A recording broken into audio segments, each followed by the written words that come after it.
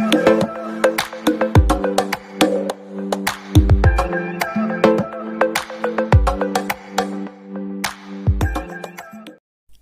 Friends, आपका स्वागत है हमारे आज के वीडियो में।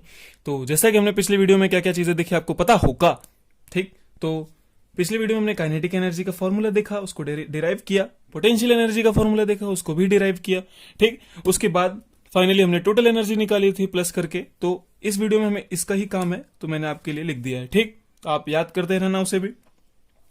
तो जैसा कि मेरे भाइयों, मैंने आपको बताया था कि न्यूक्लियस है, ठीक, उसके आजू बाजू इलेक्ट्रॉन घूमते हैं, ये चीजें थी।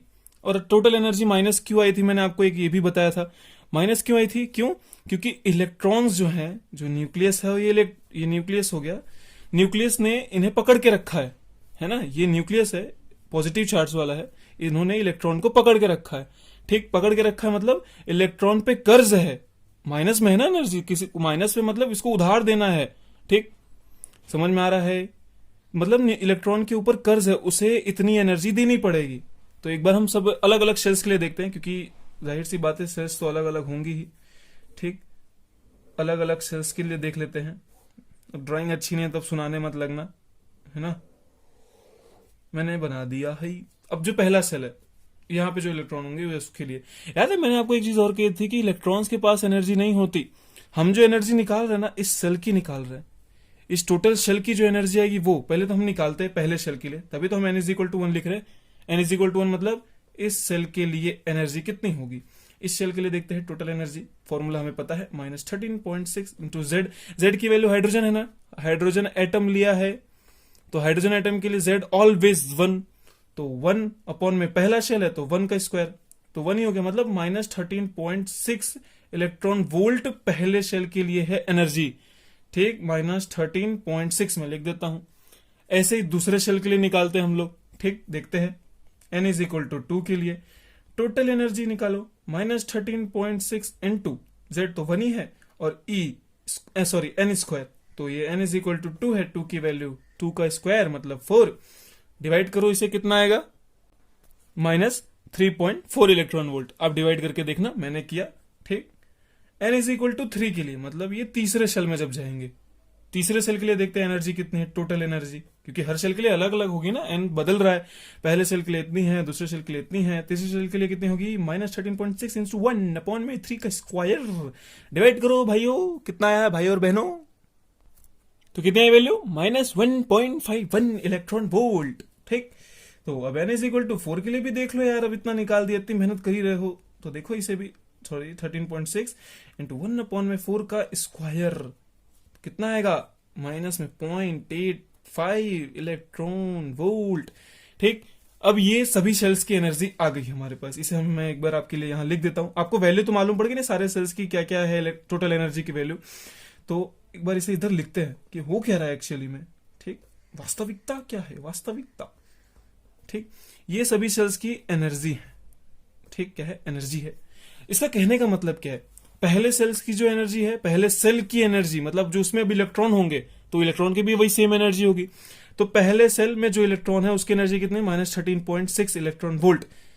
न्यूक्लियस ने इस इलेक्ट्रॉन को अपने पास बांध के रखा है, बांध के रखा ना, क्योंकि इस पास कर्ज है। -13.6 इलेक्ट्रॉन वोल्ट जब ये एनर्जी दे देगा, जब इस सेल में एनर्जी मतलब जब इसको इतनी एनर्जी मिल जाएगी, तो ये इससे मुक्त हो जाएगा, तो ये चला जाएगा अपने, ऑटोमेटिक निकल जाएगा इस सेल से। ऐसे दूसरे सेल में आओ, इसके लिए कितने, -3.4 इलेक्ट्रॉन वोल्ट। इसको देना, इसको भी देना है लेकिन थोड़ा कम देना है, ठीक।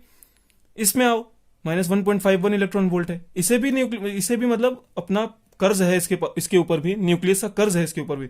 जब ये इतनी एनर्जी दे देगा, या फिर जब इस इलेक्ट्रॉन, जो यहाँ इलेक्ट्रॉन होंगे, ठीक, जब उसको इतनी एनर्जी मिल जाएगी तो ऑटोमेटिक उस सेल को छोड़ के चला जाएगा। जाहिर सी बात है ना, कर्ज होगा, पैसा दे दोगे आप, फ्री हो भाई, तो ये निकल जाएंगे। ऐसे जो आखिरी सेल है, आखिरी नहीं, ऐसे तो और भी होंगे। अब जब इस सेल के लिए देखेंगे तो इसको और कम एनर्जी, इसको देखिए इसके और कम है, ठीक। इसको और कम पैसे देने हैं, पैसे मतलब इसको और कम एनर्जी लगेगी, इसको मतलब 0.85 इलेक्ट्रॉन वोल्ट की एनर्जी दे देंगे तो ये ऑटोमेटिक छोड़ के निकल जाएगा। अब एक बार एनर्जी का मुझे वो बताओ कि सबसे ज्यादा एनर्जी है किसकी। सबसे ज्यादा आप बोल रहे हो इसकी, नहीं, ये माइनस में है भाई, माइनस में सबसे ज्यादा एनर्जी इसकी है, सबसे ज्यादा एनर्जी तो इसकी है, लेकिन रिक्वायर्ड एनर्जी जिसे मुक्त करने के लिए, इलेक्ट्रॉन को फ्री करने के लिए सेल में से सबसे ज्यादा एनर्जी किसे देनी पड़ेगी, इसे देनी पड़ेगी। प्लस 13.6 देंगे तब जाके निकलेगा ना, ये माइनस है, इसके ऊपर कर्ज है, जब इसको हम सामने से प्लस 13.6 इलेक्ट्रॉन वोल्ट की एनर्जी दे देंगे तब ये इस सेल को छोड़ के चले जाएगा। लेकिन ऐसे सबसे कम एनर्जी की रिक्वायरमेंट इसे है, इसलिए सबसे ज्यादा एनर्जी इन सेलों में, सबसे ज्यादा एनर्जी इस सेल की है। माइनस के हिसाब से देख लो ना, इसका माइनस वैल्यू ज्यादा है, इसकी माइनस वैल्यू कम है, तो इसकी एनर्जी सबसे ज्यादा है इस सेल्स की।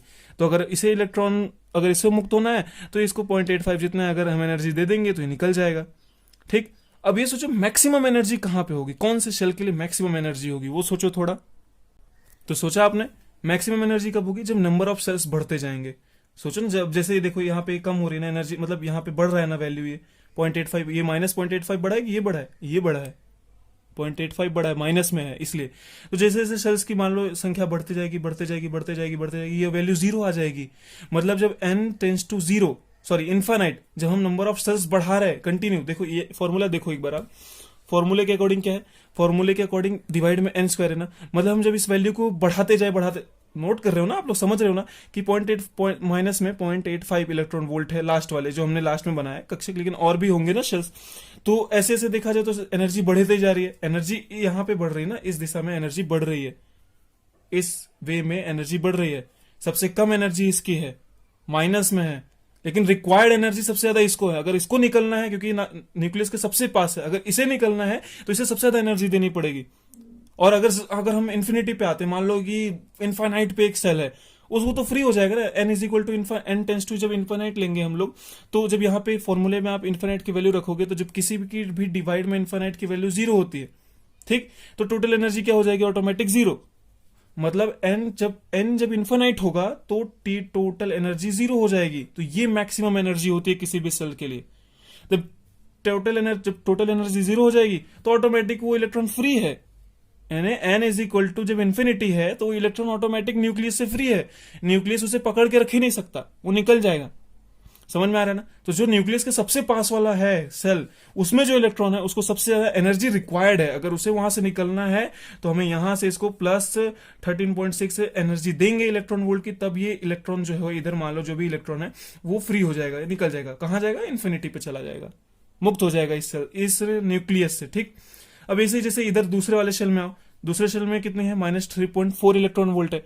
इसको कम एनर्जी रिक्वायर्ड है फ्री होने के लिए, लेकिन है। जब इसे हम +3.4 दे देंगे, इस वाले को जब +3.4 हम इलेक्ट्रॉन वोल्ट की एनर्जी दे देंगे तो ये भी छोड़ के चला जाएगा इसे।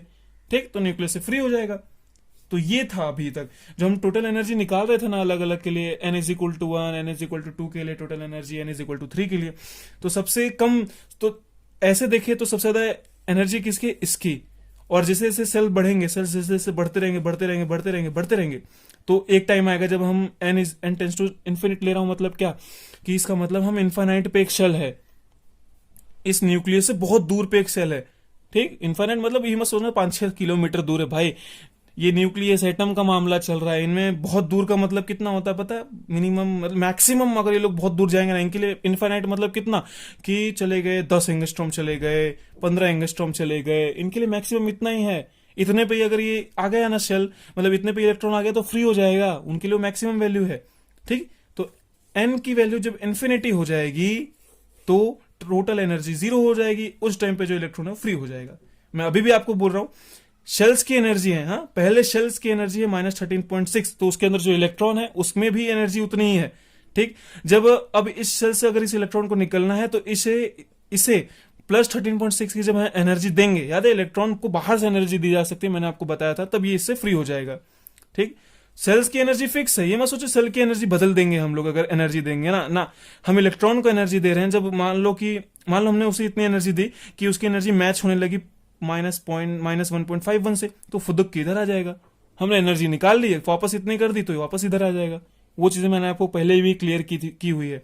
ठीक, तो जब एनर्जी का बढ़ता हुआ क्रम देखेंगे कि कहां से बढ़ रही, तो एनर्जी का बढ़ता हुआ क्रम ये देखिए, पॉइंट यार खुद ही सोचो, माइनस में 0.85 बड़ा है कि ये बड़ा है, जाहिर सी बात है ये बड़ा है, मतलब इसे बहुत कम एनर्जी रिक्वायर्ड है बाहर निकलने के लिए। ऐसे जैसे बाहर जाएंगे और भी सेल्स बढ़ेंगे, तो यानी कि n की वैल्यू क्या हो जाएगी उस टाइम पे, इनफाइनाइट हो जाएगी।